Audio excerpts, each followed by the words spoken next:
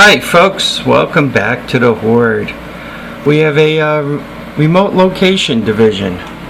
I wonder where I am. Oh God. Yep, special remote location.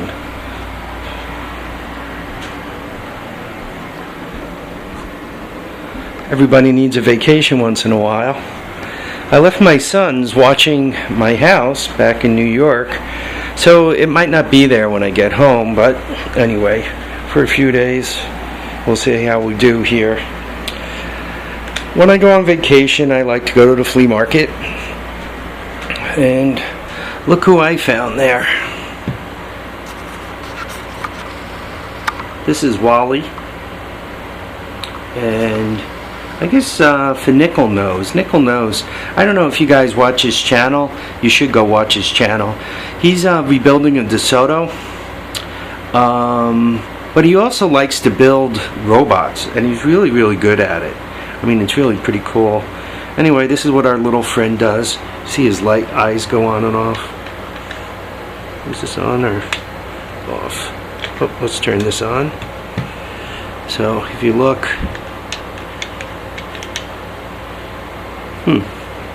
today he's doing nothing.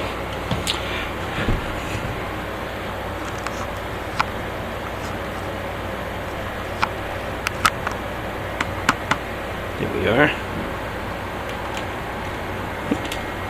Smile to my little friend. Let's turn you on. You are on play.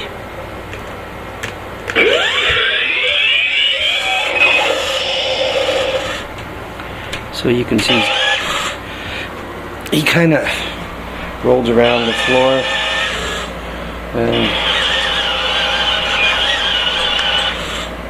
and if you push his various buttons,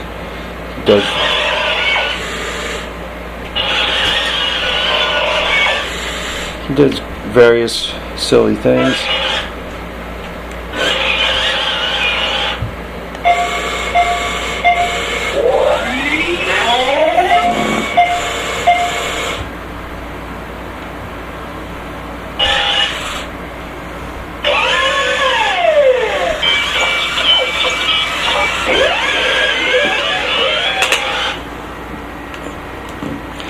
I don't completely know how to work them.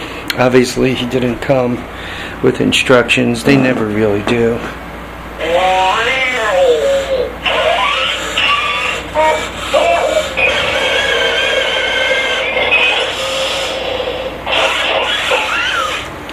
Did some kind of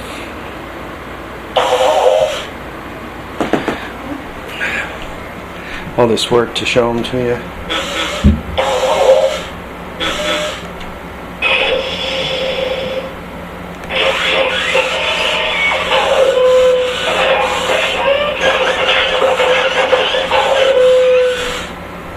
So anyway, that's Wally. He cost me 15 bucks. So from my man Nickel Nose, and once again, please go out and check out his stuff. He builds a lot of really cool things. So particularly the DeSoto is really cool. Anyhow, so Wally there, 15 bucks. I always keep my eye out for these type of things.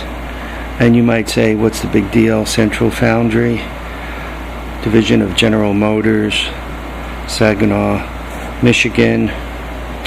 And this ruler was actually made in the United States. See? Right there. Made in the United States. And what it allows you to do, if I just drew a circle with it, I know everybody's impressed that I drew a circle. But if on graph paper you pick the absolute center and put this little thing in it, this thing spins, right? This actually slides in there. So if you put that right in the center, right, and then you see all those holes, well, you can make yourself a circle up to 6 inches. And you can perfectly center it, and I was, slightly off. See how I'm slightly in on that, and slightly out on that. but in this direction it came out pretty much perfect, and that side too, pretty much perfect. Now what this allows you to do, the graph paper circles, should you have to find a perfect center on a pulley or a sprocket, especially if you're trying to weld one sprocket to another, or trying to put a center in a sprocket so you can put it on a shaft or something like this. By having a perfect center, right, you can make the right size hole within it, right? If it's too big to spin up on the lathe, or if you don't own a lathe, you could get right to the center for drilling a perfect hole. Also, what you can do, let's say you have to put 4 holes in it, right, because you're doing a sprocket type thing, right? You can just count the blocks outward. What I like to do, though, a lot of times the center is hollowed out. You have a 1-inch hole in the center. So if you can actually get the outboard circle and put this right on the sprocket, that could give you the center. Like you can glue this, use rubber cement and put the graph paper right on a piece of tin, and then cut the tin out perfectly right around the circle. And now you know the absolute center, and if you align the outside of the circle to a sprocket or a pulley, that gives you the absolute center, and then you can put, just off the center point, you could put your holes. If you got to drill 4 holes in a sprocket, let's say it's a piece of cake, right? You just go out to where you need to put the holes, and you'll be perfectly centered because everything's perfectly centered. So anyway, that's why I really, really liked this guy. I also think it's pretty cool. So it was $1, right? Nice timepiece for $1. What was funny was the guy who was selling it was basically giving me a discussion about how he was a super genius and how he gets his stuff and all that. So when I put this in my hand and I asked him how much, and he said $1, I kind of smiled because I don't think he completely knew what he had. Not that these things are worth a fortune, but they're kind of hard to find. So anyway, I really like that. And this was also $1. I kind of grabbed it so that it's really obvious that this is made in Korea and it's not worth very much. Where this, the made in the USA is not quite as apparent. So anyway, probably came from a machinist toolbox. He probably bought the whole machinist toolbox for $50, sold a bunch of the tool and die out of it for $10 each. So I mean, he didn't lose money, but I don't think he realized that this is kind of a hard thing to find, and something anyway I consider valuable.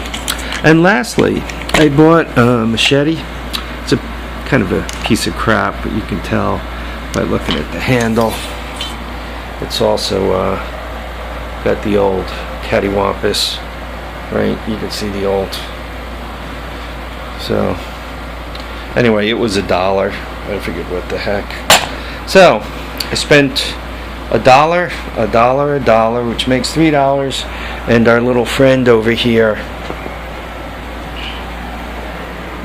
old Wally, was another 15. And Wally came with new batteries. So here we are. Hey folks, I want to thank you all for watching my videos. I want to thank you for all the comments. I want to thank you for the subscribers, new and old. I want to thank you for the humor. Some of you guys crack me up. You really do kind of put a smile on my face.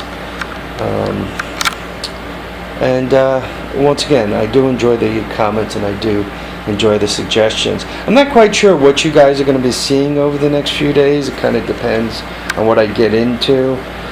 You'll probably see a video of my house in a couple of days. Actually, you might even see it on CNN or some national news broadcast with what my sons are doing to it. I told them to stay the hell off the three-wheelers, so hopefully they do. There's nothing worse than a drunk getting on a three-wheeler. That's just beyond dangerous. A four-wheeler is bad. A drunk doing anything but walking is bad enough. You put them on a three-wheeler, it's just, you're waiting for something horrible to happen. On a four-wheeler also, or a motorcycle also, but particularly a three-wheeler, drunks and three-wheelers don't seem to go well together.